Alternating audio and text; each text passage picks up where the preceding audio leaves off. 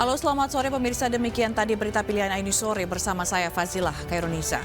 Pemirsa, 13 orang tewas akibat tungku smelter milik PT ITSS di Morowali, Sulawesi Tengah meledak. Ledakan dipicu api yang membakar tungku smelter dan menjalar ke tabung oksigen di lokasi kejadian.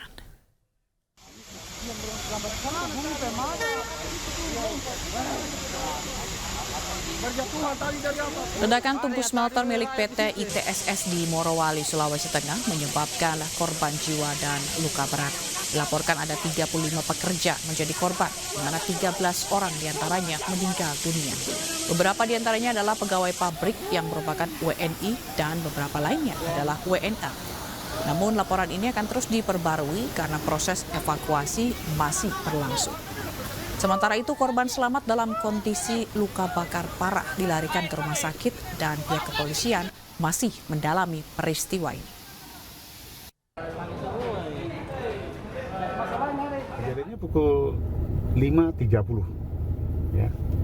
Pada saat petugas teknis yang berjumlah 35 orang melakukan perbaikan salah satu tungku pembakaran ferrosilikon, salah satu turunan dari nikel ya. Yang mana pada saat perbaikan dimaksud terjadi ledakan mengakibatkan oksigen, tabung-tabung oksigen yang berada di sekitar areal ikut meledak, dan dari kejadian tersebut terjadi kebakaran sehingga mengakibatkan korban sejumlah 35 orang. Dari 35 korban tersebut 13 diantaranya meninggal dunia dan 22 lainnya mengalami luka baik berat, sedang maupun ringan. Nah, sedangkan dari 13 yang meninggal dunia ini, 13 orang yang meninggal dunia ini, 5 diantaranya adalah TKA, tenaga kerja asing, dan 8 diantaranya tenaga kerja Indonesia. Lanjut juga kita sudah mengamankan TKP dan sekaligus memberikan bantuan, dan saat ini kita sudah membentuk tim penanganan penyelidikan terhadap perkara ini dengan melibatkan dari unsur Polda dan Lafor yang berada di Makassar. Kita pun sudah melibatkan DVI dari Polda Sulteng untuk memastikan dari identitas para korban. Dan saat ini para korban masih dirawat di klinik 1 maupun 2 yang berada di kawasan PT ITSS untuk persiapan dirujuk ke Rumah Sakit Umum Daerah. Untuk mengetahui informasi lengkapnya, kami telah terhubung melalui sambungan telepon dengan Divisi Komunikasi dan Hubungan Media PT Indonesia Morowali Industrial Park, Dedi Kurniawan. Selamat sore, Pak Dedi. Selamat sore, Mbak Zila. Ya, Pak Dedi, bagaimana proses evakuasi saat ini yang masih berlangsung ya katanya, Pak? Sejak siang tadi sudah selesai, Mbak. Sudah nggak ada lagi proses evakuasi. Yang tim kami sedang lakukan sekarang adalah penanganan terhadap para korban. Sebagai untuk data update-nya, total jumlah korban itu sebanyak 59 orang. Oke. 13 orang itu meninggal dunia dan 46 orang itu luka-luka. Oke. Dari jumlah korban 46 orang yang luka-luka itu, kurang lebih 20-an orang itu dirujuk ke Rumah Sakit Umum Daerah di Kabupaten Morowali, di ibu kota kabupaten. Sedangkan sisanya itu dirawat, mendapat perawatan intensif di 2 fasilitas klinik yang ada di dalam kawasan PT IMIT. Demikian, Mbak. Oke, baik, ini karena butuh perawatan yang lebih intensif gitu ya, Pak ya. Pak, mungkin boleh dijelaskan sebenarnya bagaimana peristiwa ini bisa terjadi, Pak? Apa penyebabnya? Berdasarkan hasil investigasi yang dilakukan oleh tim gabungan hingga sore ini, subuh tadi itu sehari sebelumnya tungku nomor 41 itu sudah dimatikan, sudah dihentikan operasinya. Tujuannya adalah untuk mendinginkan tungku tersebut karena akan dilakukan perbaikan. Nah, subuh tadi sejumlah karyawan itu mulai melakukan perbaikan dengan melakukan pemasangan plat baja di area tungku tersebut. Tiba-tiba tanpa disadari cairan terak baja yang cukup panas itu merembes keluar, kemudian membakar benda-benda yang mudah terbakar yang berada di sekitarnya. Nah, para karyawan yang mengalami luka-luka itu kebanyakan mereka terluka akibat terkena uap panas yang berasal dari cairan teras baja tersebut dan api yang menyala. Seperti itu, Mbak. Oke, berarti rata-rata luka bakar ya berarti ya Pak Dedi? Ya, betul, betul. Dari investigasi tim gabungan tersebut, tidak ditemukan yang namanya tabung oksigen. Sehingga dari rilis pertama, sehingga kami meralat rilis pertama yang siang tadi kami keluarkan, Mbak. Karena investigasi tim gabungan itu sama sekali tidak menemukan adanya tabung-tabung oksigen. Percikan api itu terjadi akibat lelehan rembesan cairan terak baja, bukan karena terjadinya ledakan. Demikian, Mbak Zila. Baik, lalu bagaimana dengan persoalan K3 di sana, Pak? Apakah sudah diterapkan sesuai dengan prosedur? Sudah sangat diterapkan sesuai prosedur, Mbak. Jangankan kepada karyawan yang sudah bekerja. Sejak awal bekerja, setiap karyawan itu wajib mengikuti yang namanya induksi. Selain itu juga, tim safety dan HR kami itu secara periodik melakukan pelatihan tentang keselamatan kerja, Mbak. Baik teori maupun praktek. Selain itu juga, sebelum memulai dilakukan sebuah pekerjaan, itu wajib dilakukan briefing. Termasuk pengecekan peralatan yang akan digunakan. Seperti itu, Mbak. Baik, intinya K3 sudah dijalankan dengan baik begitu ya Pak ya. Lalu kalau dari evaluasi sementara begitu, dari investigasi sementara, siapa yang bertanggung jawab atas peristiwa ini Pak Dedi? Untuk memastikan hal itu, kami masih melakukan investigasi, Mbak. Seperti itu, Mbak. Oke, baik. Lalu bagaimana kondisi di lokasi kejadian saat ini Pak? Apakah masih ada upaya khusus atau seperti apa? Apakah ada pengamanan khusus juga? Iya, betul. Kami melakukan pengamanan khusus. Area terjadinya kecelakaan itu sudah dipasangi barrier dan polis lain. Selain tim safety, pengamanan juga dilakukan oleh aparat kepolisian dan internal security kami, Mbak. Baik. Apakah ada dampaknya Pak di sekitar lokasi?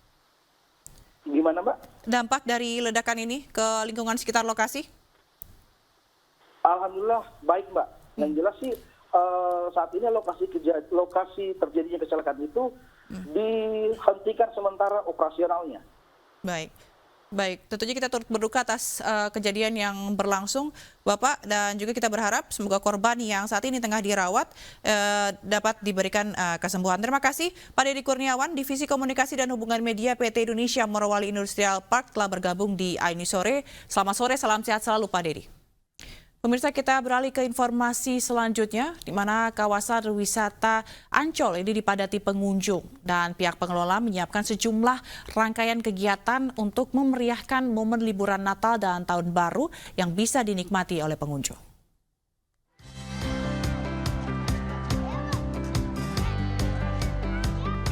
Tempat wisata Taman Impian Jaya Ancol, Jakarta Utara dipadati pengunjung sejak Minggu pagi.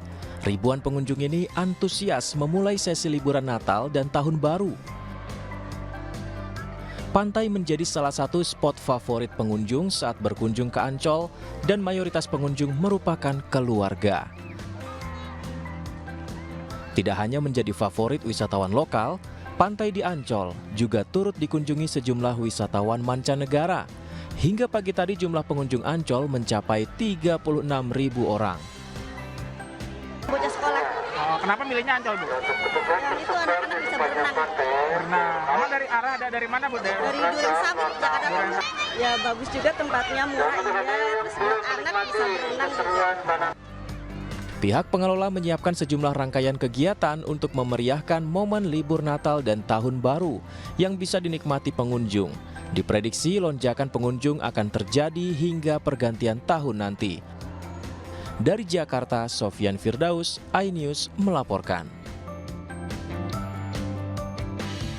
Memasuki libur panjang akhir pekan serta Natal, arus lalu lintas menuju kawasan wisata Puncak Cisarua Bogor meningkat.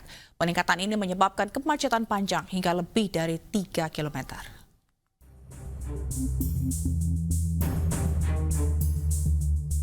Beginilah situasi arus lalu lintas menuju kawasan wisata Puncak Cisarua, Kabupaten Bogor.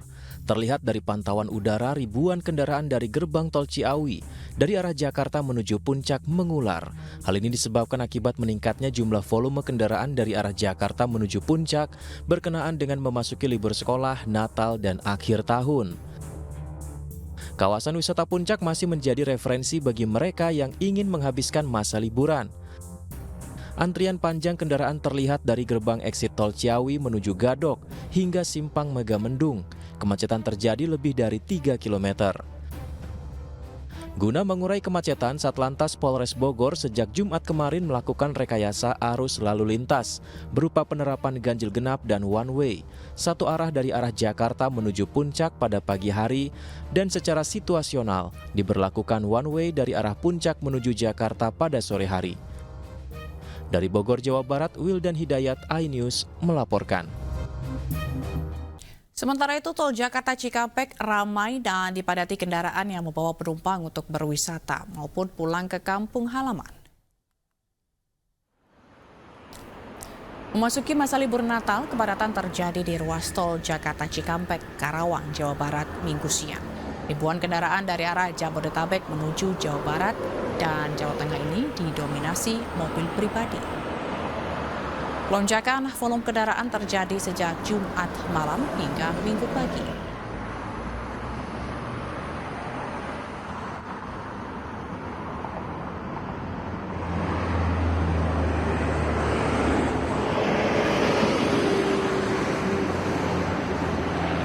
Dan untuk mengetahui pantauan terkini arus lalu lintas di gerbang tol Cikampek Utama, Karawang, Jawa Barat, kami telah terhubung dengan rekan Dilami Aulia. Selamat sore Dilami. Dilami, bagaimana kondisi di sana?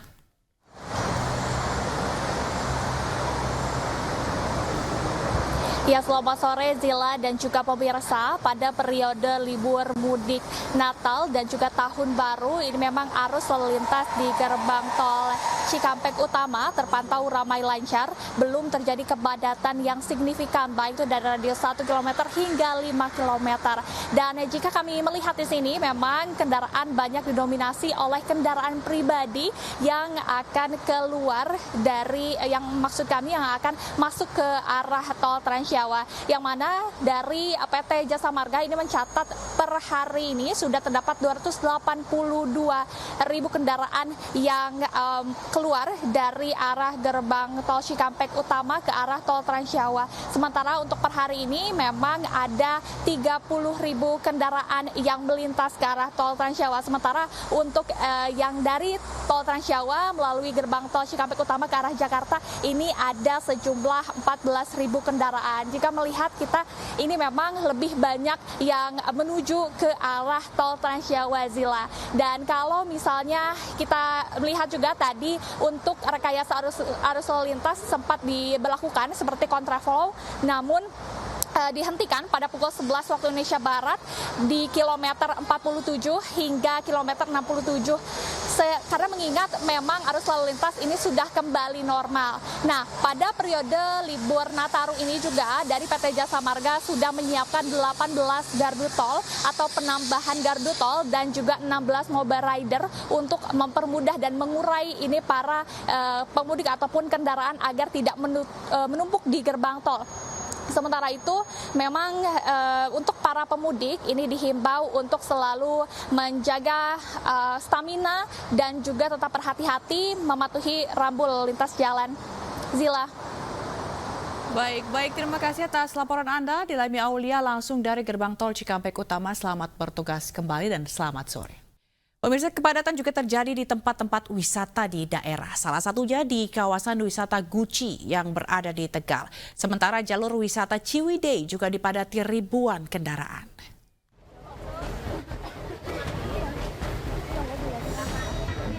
Hari ini pengunjung padati kawasan utama wisata Guci, yaitu air panas Pancuran 13. Ribuan pengunjung memadati kolam berendam hingga sungai yang ada di lokasi. Jumlah wisatawan pun meningkat 10% bila dibandingkan kemarin. Warga memilih berlibur di Guci karena harga tiketnya yang terjangkau. Keramaian di wisata utama Guci membuat kemacetan sepanjang 3 km di jalur wisata Guci, Kabupaten Tegal, Jawa Tengah. Antrian kendaraan terjadi sejak Jalan Raya Tuwel Bojong hingga pintu masuk wisata Guci. Kemacetan terjadi akibat sempitnya badan jalan dan banyaknya bus pariwisata yang hilir mudik keluar masuk Guci. Mas, Liburan, Pak. liburan Natal, Iya, Natal dan Tahun Baru. Natal dan Tahun Baru. Iya. Ini kena macet dari mana? Dari pertigaan dari arah Pulau Sari. Pulau Sari. Iya. Ini sampai sini jam berapa ini? Macet ada berapa jam? Sekitar 1 jam lah, Pak, dari tadi di pertigaan sampai sini. Kemacetan juga terjadi di Jalan Anyar menuju kawasan wisata Ciwidey dan Ranca Bali, Bandung, Jawa Barat. Kebanyakan kendaraan yang berasal dari berbagai daerah ini menuju ke objek wisata di kawasan Ciwidey dan Ranca Bali yang menyuguhkan keindahan alam. Untuk mencegah kemacetan total, polisi berjaga di setiap 30 hingga 50 meter. Sistem one way pun disiapkan untuk mengurai kendaraan yang datang dari arah Soreang menuju Ciwidey. Ya, sementara kita lakukan one way sepenggal, seandainya terus membeludak, karena kendaraan pun kita akan coba alihkan ke Soreang, mereka juga lebih memilih untuk ngantri daripada harus diputarkan lagi ke Soreang menuju ke Simpang Sadu ini. Kemacetan diprediksi akan terus terjadi selama libur Natal dan Tahun Baru. Polisi pun akan berjaga selama 24 jam untuk mengatur arus lalu lintas dan menjaga keamanan wisatawan selama berlibur. Tim Liputan iNews melaporkan. Anda kembali menyaksikan iNews Sore bersama saya Fazilah Khairunisa. Pemirsa, sejumlah persiapan dilakukan Gereja Katedral untuk menyambut perayaan ibadah Natal. Berbeda dengan tahun sebelumnya, tahun ini Gereja Katedral dibuka sepenuhnya untuk jemaat. Gereja Katedral menyiapkan kursi tambahan bagi jemaat yang ingin beribadah misa Natal. Kini Gereja Katedral sudah bisa dibuka sepenuhnya sehingga bisa menampung hingga 4.000 jemaat. Selain dilaksanakan secara offline, misa Natal juga bisa diikuti secara daring. Namun Gereja Katedral tetap mewajibkan seluruh jemaat untuk menggunakan masker saat beribadah. Tujuannya untuk meminimalisir penyebaran COVID-19. Sementara itu, perayaan Natal tahun ini mengusung tema Damai Natal untuk seluruh manusia. Harapannya, Natal bisa memberikan kedamaian bagi seluruh umat manusia. Dan untuk mengamankan jalannya ibadah Natal, Polri telah menyiapkan 150 personil gabungan. Pada hari ini kami telah siap 100% untuk menyambut umat yang akan nanti beribadah ke Gereja Katedral Jakarta ini. Dan jadwal misa akan diselenggarakan nanti pada hari ini, yaitu 24 Desember sebagai malam Natal. Akan diselenggarakan 3 kali, yaitu pukul 16.30 sebagai misa hybrid, jadi offline dan online. Dilanjutkan sesi atau misa yang kedua itu di pukul 19, merupakan juga misa hybrid. Dan yang ketiga, di misa ketiga adalah pukul 21.30, hanya offline saja. Dan untuk mengetahui situasi terkini misa malam Natal di Gereja Katedral Jakarta, kami telah terhubung dengan rekan Faisal Rinaldi. Faisal, bagaimana situasi misa Natal di Gereja Katedral?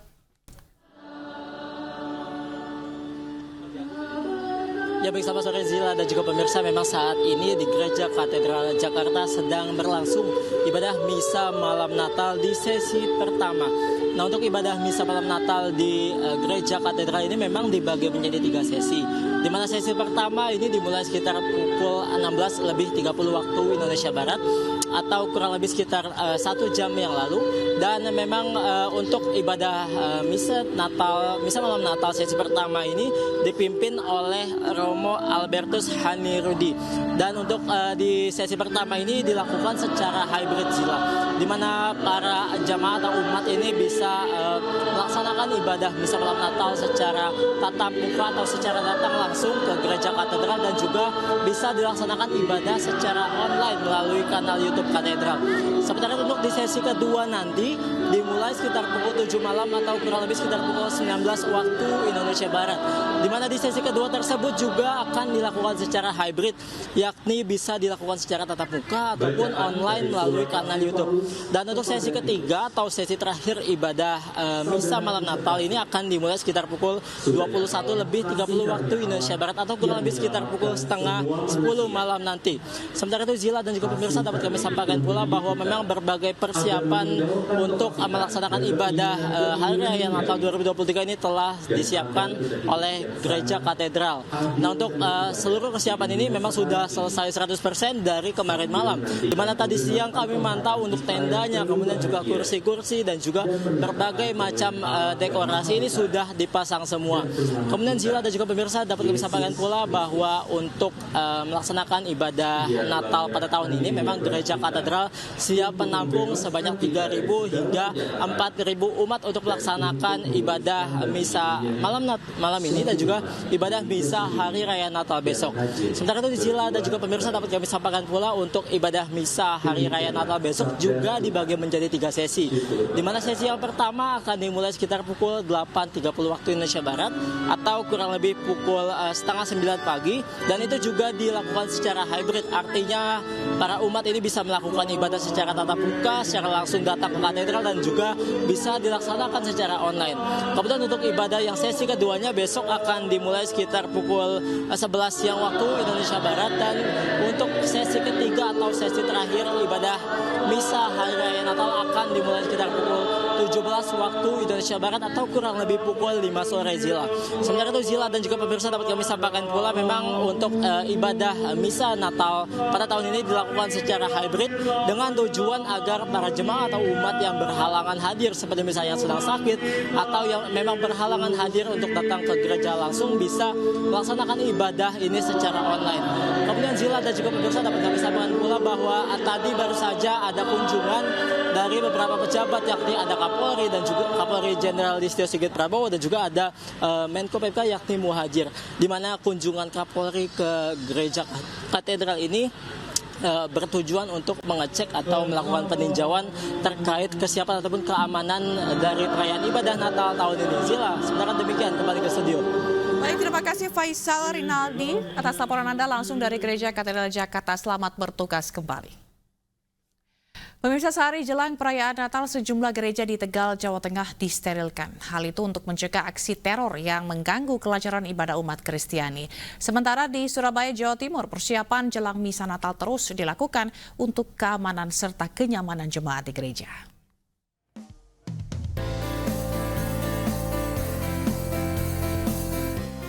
Kepolisian Resor Kota Tegal, Jawa Tengah Minggu siang mensterilkan 25 gereja di Kota Tegal, Jawa Tengah. Menggunakan anjing pelacak dan metal detektor untuk mendeteksi keberadaan benda yang berpotensi mengandung bahan peledak atau benda yang membahayakan. Polisi melakukan penyisiran mulai dari pelataran, tempat parkir, ruang gereja, tempat mimbar, tempat duduk jemaah hingga hiasan Natal. Aparat kepolisian menghimbau kepada seluruh jemaat yang akan ke gereja untuk tidak membawa barang berharga secara berlebihan agar tidak mengundang kejahatan dan memudahkan petugas gereja melakukan pengecekan. Ini merupakan tugas dari kepolisian menjelang Natal ya. Dan ini merupakan SOP yang mana intinya juga bahwasanya jemaat daripada gereja ini merasa nyaman. Sehingga kita pastikan sterilisasi yang intinya memastikan keamanan maupun keselamatan daripada jemaah ambulan untuk mengecek beberapa diantaranya manakala ditemukan bahan peledak ataupun hal-hal yang lain yang mencurigakan yang bisa membuat gaduh atau ricuh daripada tempat peribadatan. Sementara jelang misa Natal di Gereja Kristen Indonesia Surabaya, Jawa Timur, sejumlah persiapan dilakukan, mulai di dalam gereja hingga keamanan di lingkungan gereja dengan mengerahkan petugas kepolisian berjaga di sekitar tempat ibadah. Rencananya doa misa Natal digelar pukul 17.00 dan 20.00 waktu Indonesia Barat. Sementara untuk perayaan Natal besok akan dilaksanakan doa Natal pukul 8 dan 10.30 waktu Indonesia Barat. Dari Tegal, Jawa Tengah dan Surabaya, Jawa Timur, Yunibar Hari Tambayong, iNews melaporkan. Kita kembali ke ibu kota, pemirsa. Polisi melakukan pengamanan di sejumlah gereja jelang Hari Raya Natal besok. Salah satunya di Gereja Katolik Santo Andreas Kedoya Utara, Kebonjeruk, Jakarta Barat. Nah, sudah ada rekan Salam Rahmat yang akan melaporkan langsung situasi di sana. Salam, silakan dengan laporan Anda.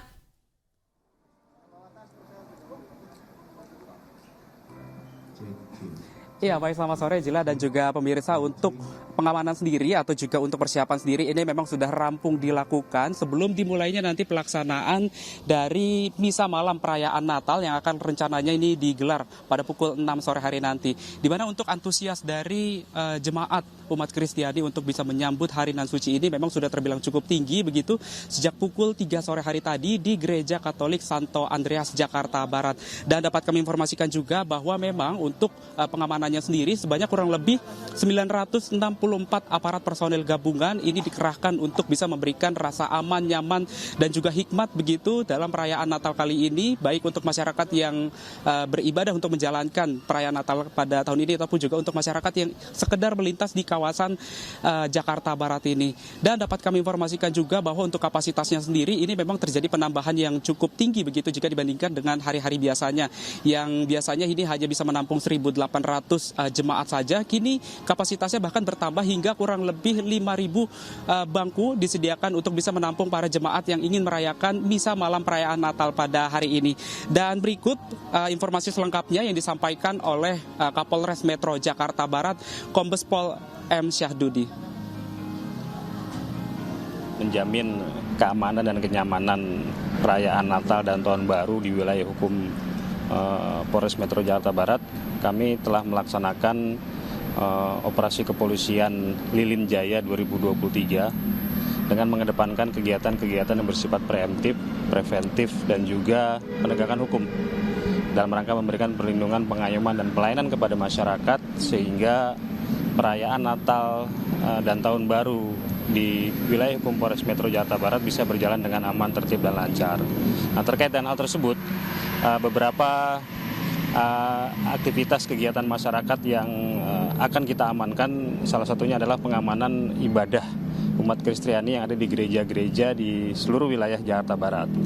Ada kurang lebih sekitar 190 gereja dan 12 rumah ibadah yang akan kita amankan secara optimal dengan menerapkan beberapa pola-pola pengamanan. Yang pertama adalah kita melaksanakan kegiatan security assessment terhadap gereja-gereja yang ada di Jakarta Barat dengan berkoordinasi dengan pengelola gereja untuk mengecek dan memastikan sistem keamanan di gereja tersebut berjalan dengan baik. Seperti contoh misalnya penggunaan CCTV. Kita akan mengecek apakah CCTV di tiap-tiap gereja berfungsi dengan baik dan mampu memiliki daya rekam yang baik untuk mengantisipasi hal-hal yang tidak diinginkan. Kemudian juga kita melibatkan sistem pengamanan internal dari gereja tersebut untuk bersama-sama dengan Polri dan juga stakeholder lainnya menjaga dan mengamankan gereja tersebut. Termasuk kegiatan-kegiatan asesmen yang kita lakukan adalah mengecek jumlah pengunjung yang ada di gereja tersebut, termasuk juga lahan parkirnya. Sehingga semua itu kita lakukan kegiatan-kegiatan asesmen untuk memastikan pelaksanaan kegiatan ibadah di gereja tersebut bisa berjalan dengan aman, tertib, dan lancar.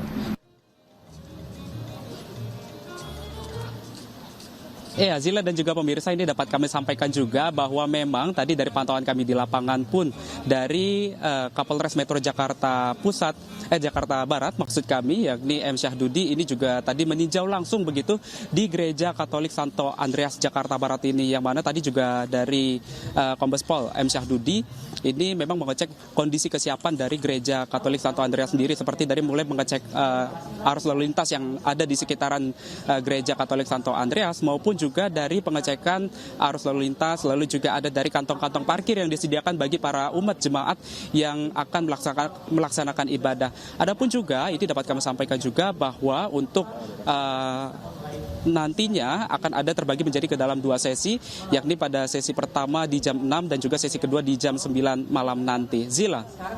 Baik, terima kasih Salam Rahmat atas laporan Anda langsung dari Gereja Santo Andreas Jakarta Barat. Selamat bertugas kembali.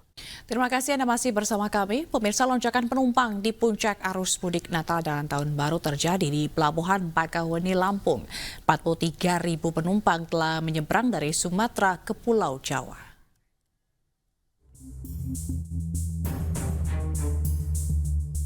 Puncak arus mudik Natal dan Tahun Baru terjadi di Pelabuhan Bakauheni, Lampung. Jumlah penumpang melonjak dari hari-hari biasanya. Kantong parkir dermaga pun penuh dengan kendaraan penumpang. Kepadatan ini terjadi sejak Minggu pagi. Tercatat 43.000 penumpang dan 9.400 kendaraan telah menyeberang dari Pulau Sumatera ke Pulau Jawa. Tolong diperhatikan, nanti ada pos-pos yang seperti 5 tahun yang lalu itu pos yang orang yang tua nggak bisa menggunakan HP, jadi dia masih bisa beli tiket. Jadi maksud saya jangan memberi kesempatan sama si calon. Ya kan, kasihan orang tua-tua kadang-kadang nggak semuanya yang mahir pakai HP. Untuk mengantisipasi lonjakan penumpang, pihak ASDP Bakauheni telah menyiapkan 33 kapal dengan 55 perjalanan setiap harinya. Dari Lampung Selatan, Lampung, Heri Fulistiawan, iNews melaporkan.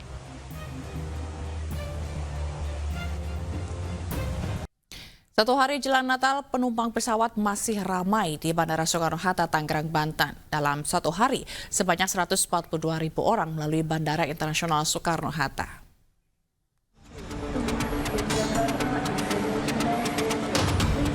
Satu hari jelang Natal, pergerakan penumpang di Terminal 3 Bandara Soekarno-Hatta, Tangerang, Banten masih ramai. Pengelola Bandara Soekarno-Hatta mencatat hari ini saja masih cukup tinggi. Ada sekitar 142.000 lebih penumpang melakukan perjalanan melalui Bandara Soekarno-Hatta. Sedangkan untuk pergerakan pesawat di angka 1.032 penerbangan. Para penumpang hendak melakukan kunjungan ke sejumlah wilayah baik domestik maupun internasional. Lonjakan penumpang ini terjadi karena banyak warga yang memanfaatkan masa liburan akhir tahun. Mau liburan biasa lahir. Akhir tahun ini liburan sekolah. Lagi manfaatin libur Natal ini ya. Rencana berapa lama kalau boleh tahu? 6 hari lah. 6 hari. Petugas mengingatkan kepada para penumpang agar tetap memperhatikan kesehatan termasuk waspada terhadap penyebaran COVID-19. Tetap menjaga protokol kesehatan selama bepergian lantaran kasus COVID-19 kembali meningkat. Ya, dalam masa perkembangan COVID yang sekarang COVID itu semakin menanjak, maka kita dianjurkan untuk menggunakan masker, kemudian juga kita diharapkan untuk bisa vaksin, untuk baik vaksin primer maupun vaksin booster ke-1 maupun booster kedua. Selain itu, puncak arus libur Natal telah terjadi pada Jumat 22 Desember lalu. Namun puncak arus libur Tahun Baru akan kembali terjadi pada 29 Desember mendatang. Dari Tangerang, Banten, Hasnugara, iNews melaporkan. Selain di Bandara Soekarno-Hatta, Stasiun Pasar Senen, Jakarta Pusat juga dipadati ribuan calon penumpang. Para penumpang hendak menghabiskan libur panjang akhir tahun sekaligus pulang ke kampung halaman.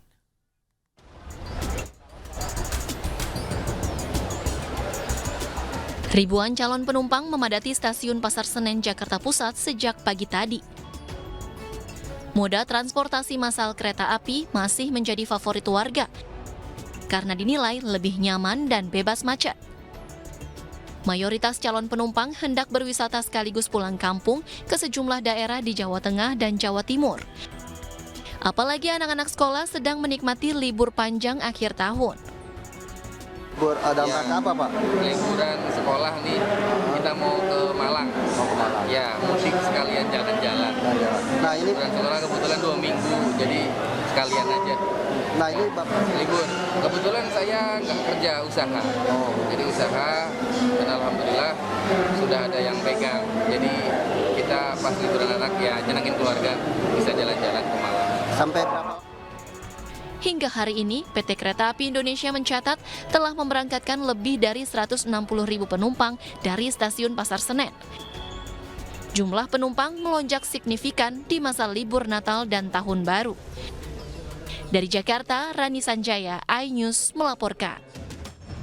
Dan untuk mengetahui pantauan peningkatan penumpang di masa libur Natal dan Tahun Baru dari Stasiun Pasar Senen, kami telah terhubung dengan rekan Elsie Casey. Selamat sore Elsie, bagaimana pantauan Anda di Stasiun Pasar Senen hingga sore hari ini? Ya, memang meskipun kondisi di Pasar Senen seperti yang Anda dapat saksikan di belakang saya sangat terjadi keramaian, di mana meskipun PT KAI sebelumnya sudah memprediksi akan terjadi puncak dari arus mudik Natal dan Tahun Baru 2023 akan terjadi di hari Sabtu 23 Desember kemarin. Namun seperti yang Anda dapat saksikan di belakang saya masih sangat banyak sekali penumpang yang ramai untuk bepergian menuju berbagai kota di Pulau Jawa. Menurut informasi yang kami dapatkan dari PT KAI Indonesia, memang beberapa destinasi favorit yang akan dikunjungi oleh berbagai penumpang, diantaranya pertama adalah kereta tujuan Yogyakarta, yang kedua adalah kereta tujuan Surabaya, ketiga adalah kereta tujuan Semarang, Cirebon, dan juga Bandung. PT KAI sendiri menginformasikan pada kami bahwa ada sekitar 166.000 penumpang yang berangkat dari Jakarta di arus mudik Natal dan Tahun Baru ini, di mana 97.000 diantaranya berangkat dari Stasiun Pasar Senen di tempat saya berada sekarang. Dan untuk mengantisipasi lonjakan penumpang, PT KAI sendiri sudah mengantisipasi dengan menambah jumlah tiket yang dipersiapkan, yaitu sebanyak 700.000 tiket tambahan, di mana 500.000 diantaranya sudah disiapkan oleh PT KAI. Dan di masa di mana COVID-19 sekarang sedang naik, PT KAI juga menginformasikan bahwa menghimbau seluruh penumpang tetap menjaga kesehatan, mencuci tangan, dan juga memakai masker. Kembali kepada Anda, Zila, di studio. Baik, terima kasih Elsie Casey atas laporan Anda langsung dari Stasiun Pasar Senen, Jakarta. Selamat bertugas kembali. Pemirsa, wisatawan memanfaatkan libur Natal dan Tahun Baru untuk mengunjungi sejumlah wilayah di Jawa Barat. Dan untuk mengetahui situasi arus lalu lintas di gerbang tol Cileunyi, Bandung, Jawa Barat, sudah ada Bribda Eklesia. Selamat sore Bribda Eklesia, silakan dengan laporan Anda. Baik, terima kasih Zila dan selamat sore pemirsa. Bersama kami dari NTMC Korlantas Polri akan menginformasikan situasi arus lalu lintas langsung dari kawasan gerbang tol Cileunyi, Jawa Barat.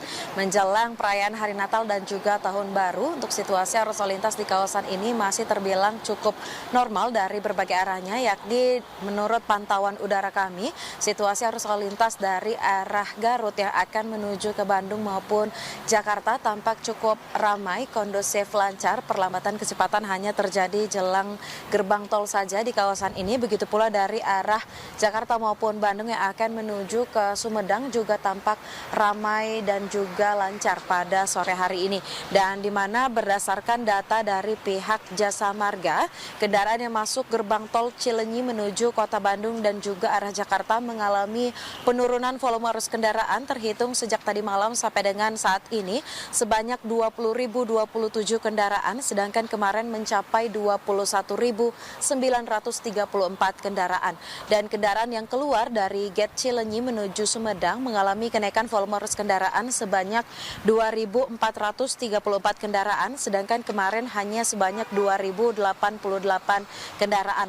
Terjadi peningkatan volume arus kendaraan dari arah Bandung maupun Jakarta yang akan menuju ke Sumedang, namun masih terbilang cukup normal. Untuk itu kami menghimbau kepada seluruh pengendara untuk selalu memastikan e-tol Anda dalam keadaan cukup agar tidak terjadi antrian kendaraan yang cukup berarti jelang gerbang tol.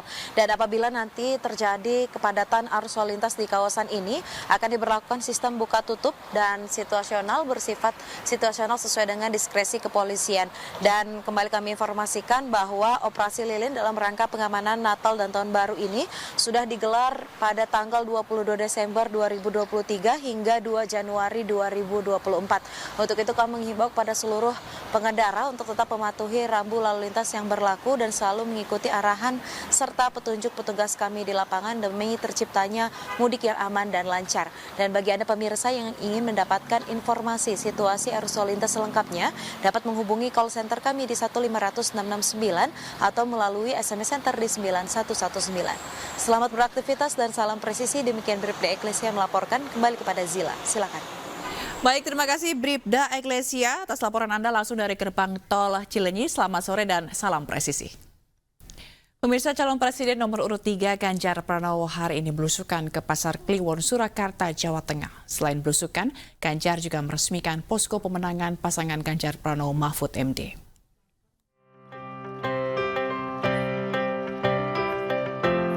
Calon presiden nomor urut 3 Ganjar Pranowo melanjutkan safari politiknya di Surakarta, Jawa Tengah. Di Surakarta, Ganjar belusukan sekaligus meresmikan posko pemenangan Ganjar Mahfud di Pasar Kliwon, Surakarta. Dalam peresmian posko pemenangan, Ganjar menerima wayang kulit dari 2 perwakilan penyandang difabel Ganjar Mahfud se-Solo Raya. Masing-masing wayang bertuliskan nama pasangan calon nomor urut 3 Ganjar Mahfud. Penyerahan wayang kulit sebagai simbol kepercayaan difabel akan kepemimpinan pasangan Ganjar Mahfud. Usai meresmikan posko pemenangan, Ganjar belusukan ke Pasar Kliwon. Selama di pasar, Ganjar berkeliling untuk mengecek harga bahan pangan. Pedagang Pasar Kliwon pun menyambut hangat kedatangan calon presiden nomor urut 3. Salah satu pedagang bernama Sri Mulyani menghampiri Ganjar dan meminta penjelasan kegunaan KTP Sakti. Kartu oke gimana? Yang jaminannya banyak ini. Kalau jadikan satu pakai KTP itu jujur. Iya. Nah iya nek Prasejahtera itu nek pakai data itu kan gampang. Kan jenengan asmane sapa? Sri Mulyani, Pak. Iki kula Menteri Perdagangan. Sri Mulyani Menteri Perdagangan. Jadi kalau jenengan untuk bantuan BLT, kesehatan, maupun pendidikan, PKH, ngono to. Umpama kuwi entuk kabeh, dadi iki iso wis.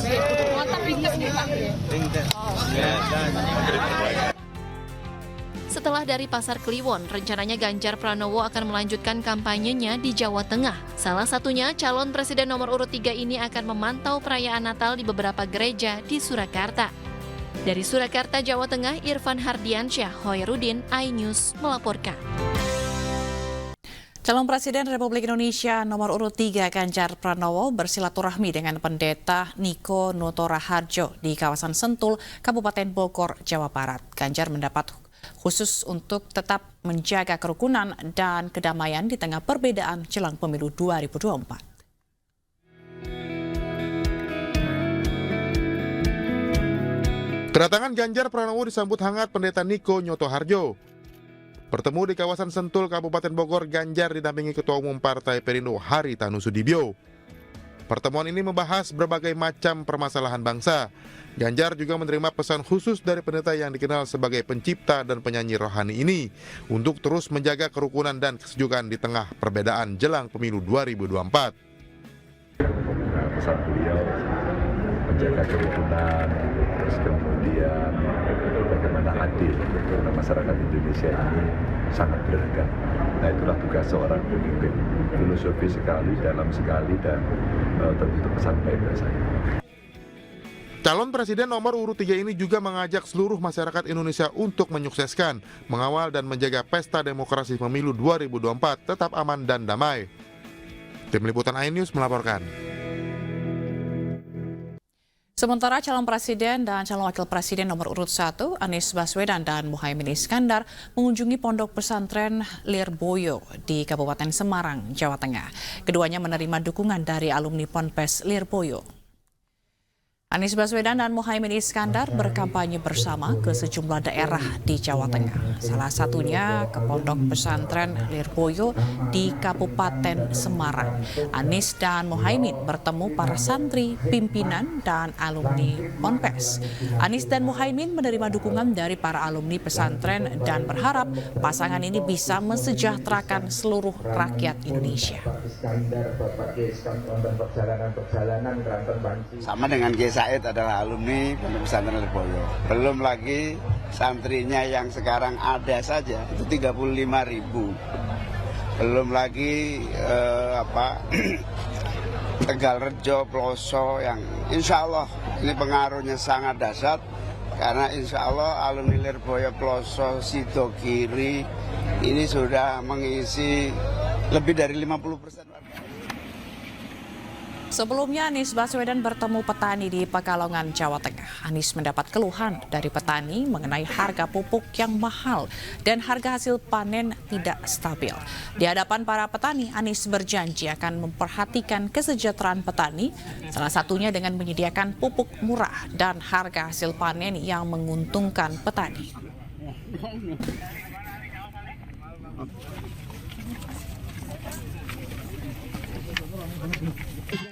Pemirsa, sejumlah momen menarik terjadi saat debat Cawapres Jumat malam dan mendulang perhatian warganet. Di antaranya mikrofon Cawapres nomor urut 1 Muhaimin Iskandar terjatuh dari podium. Selain itu, Cawapres nomor urut 3 Mahfud MD dengan cepat berganti kostum di segmen akhir debat. Saya jelaskan ya, sekarang Indonesia itu sudah memulai yang namanya. Calon Wakil Presiden nomor urut 1 Muhaimin Iskandar mengundang sorotan dalam debat Cawapres Jumat malam.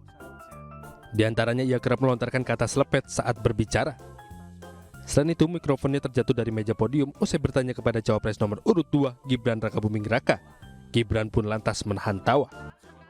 Yang dibangun bukan hanya Solo saja.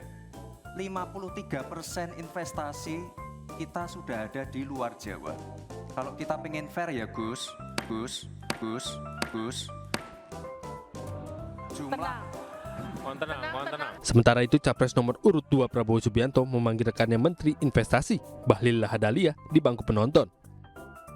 Prabowo menarik jaket hitam Bahlil dan berbisik sesuatu kepada Bahlil. Momen ini sempat mengundang pandangan negatif warganet. Namun TKN Prabowo Gibran mengaku peristiwa ini justru penuh canda tawa. Calon Presiden nomor urut 3 Ganjar Pranowo mengenakan pakaian adat Nusa Tenggara Timur, sementara wakilnya Mahfud MD mengenakan pakaian khas Madura. Namun di segmen akhir, keduanya langsung berganti kostum. Ganjar dan Mahfud kompak mengenakan kemeja bernuansa pink dan ungu, bertuliskan satset dan tastes. Menurut Ganjar, Mahfud kemeja ini digunakan sebagai bentuk perayaan dan penghormatan kepada kaum ibu. Tim Liputan iNews melaporkan. Sementara pakar mikroekspresi mengupas gestur 3 calon wakil presiden saat debat perdana Jumat malam. Muhaimin Iskandar dinilai kerap berupaya menyembunyikan emosinya, sementara Gibran Rakabuming Raka paling percaya diri dan Mahfud MD dinilai paling tenang, serta tak mudah terpancing emosi.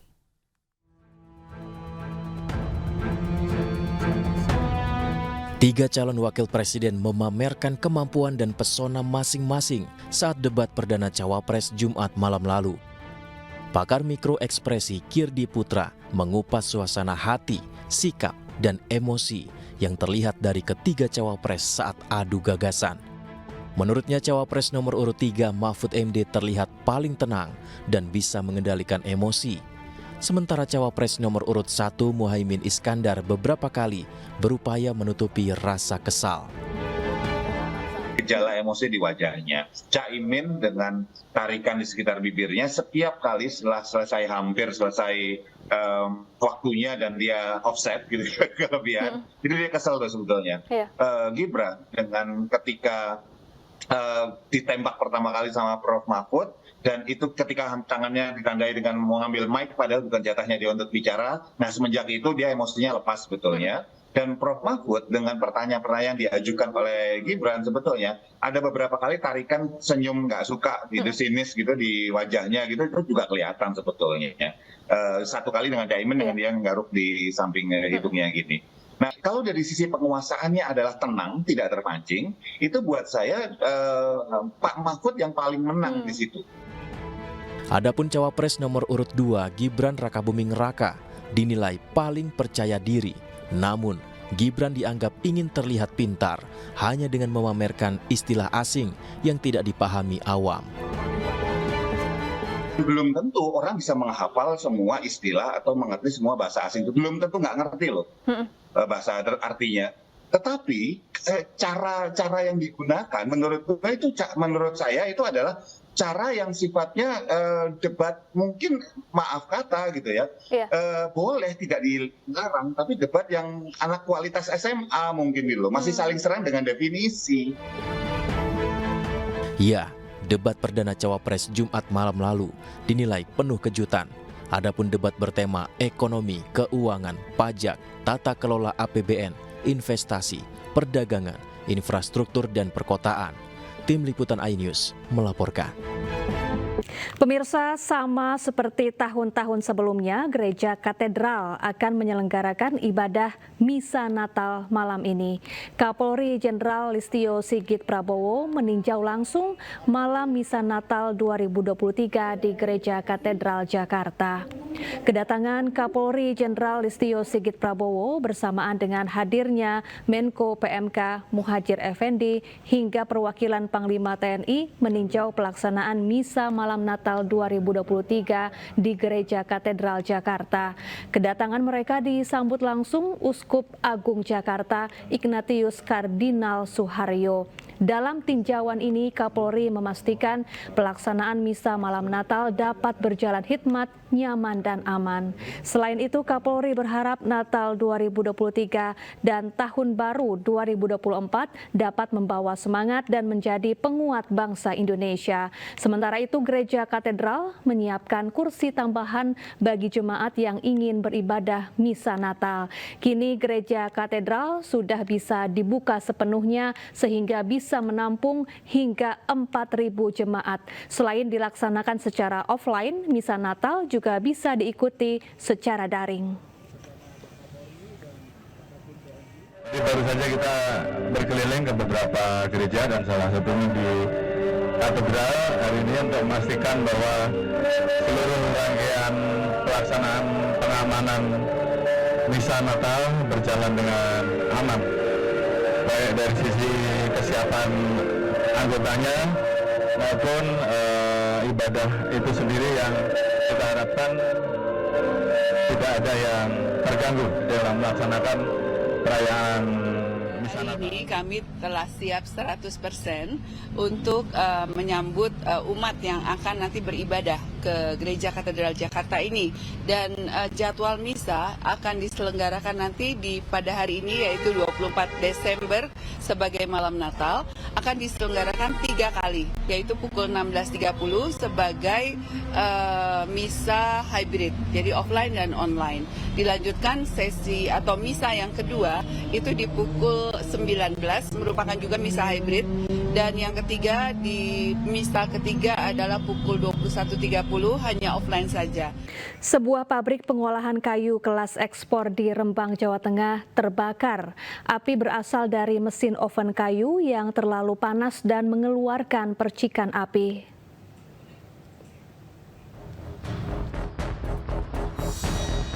Pabrik pengolahan kayu kelas ekspor yang terbakar berada di pinggir jalur Pantura Semarang, Surabaya, turut tanah desa Punjul Harjo, Rembang, Jawa Tengah. Pabrik tersebut adalah milik Muhammad Salim, mantan Bupati Rembang. Penjaga pabrik mengetahui kejadian itu saat api sudah membesar. Diduga api berasal dari ruang pengovenan kayu yang terlalu panas, mengeluarkan percikan api, dan merambat ke tumpukan produksi kayu kering. Api lalu membesar dan membakar pabrik. Petugas damkar baru bisa memadamkan api selama 2 jam penyemprotan. Diakibatkan di dalam pengopenan kayu. Jadi kayu ini sudah siap untuk ekspor dan untuk pengeringan saja. Karena pengeringan terlalu panas di dalam oven itu akhirnya menyebabkan kayu tidak kuat menahan panas dan terjadi kebakaran. Tidak ada korban jiwa dalam kejadian tersebut, namun tumpukan kayu Kalimantan sebanyak 30 meter kubik, bangunan pabrik, dan peralatan pengolahan kayu habis terbakar, di mana kerugian mencapai 700 juta rupiah. Dari Rembang, Jawa Tengah, Musyafa, iNews melaporkan. Kita beralih ke informasi lain, pemirsa. Calon Presiden nomor urut 3 Ganjar Pranowo hari ini belusukan ke Pasar Kliwon di Surakarta, Jawa Tengah. Selain belusukan, Ganjar juga meresmikan posko pemenangan pasangan Ganjar Pranowo Mahfud MD.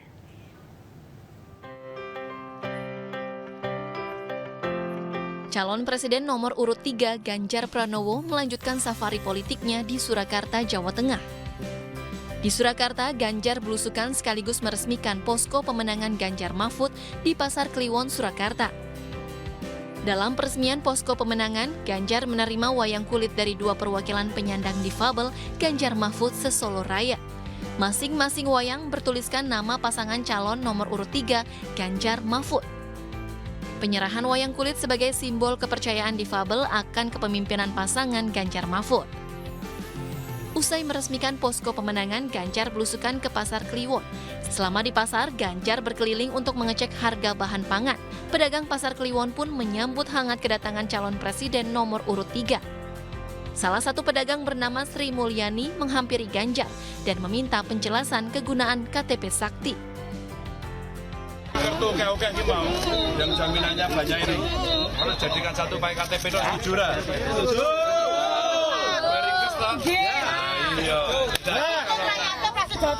Nah iya nek Prasejahtera itu nek pakai data itu kan gampang.